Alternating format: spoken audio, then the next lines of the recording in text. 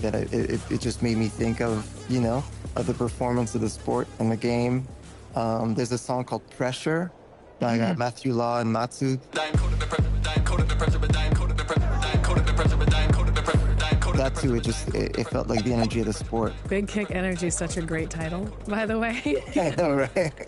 We were in New York and we got a chance to hear your DJ set at our House of 2K launch party for NBA 2K26, which was awesome, by the way. Did you approach the Season 4 soundtrack differently than you would say an arrangement for a DJ set or an album? Yeah, everything I do is kind of custom curated. Whether it's DJ sets or compilation soundtracks and things I do with my label, there's always the common mindset of approaching everything with the mind of a DJ. Yeah, everything I do is pretty tailor-made for the setting. NBA players ever provided inspiration for your music? I know music has been intertwined with basketball culture, like you said. So how have you seen that grown in the past few decades in your eyes?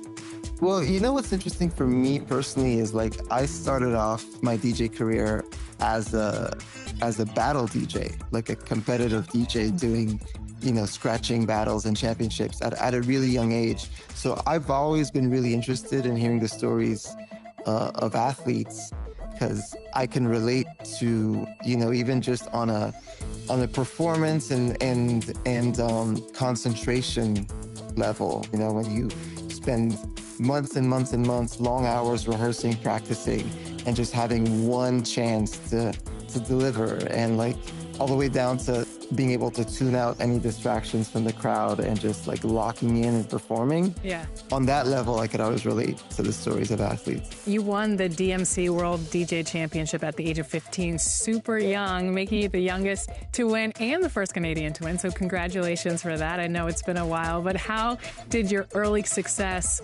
catapult you into the DJ that you are today?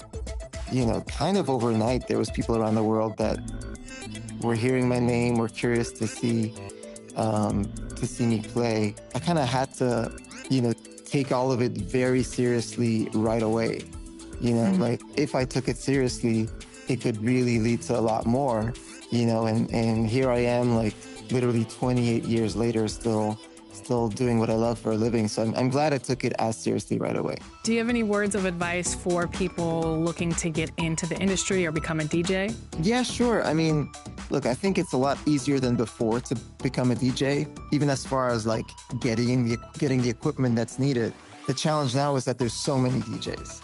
So to cut through the noise and get known, I think it's important to, one, really develop a sound that's your own and give out a clear message of what it is. A-Trak, thank you so much for joining us on 2K TV. And everyone, make sure you check out the Season 4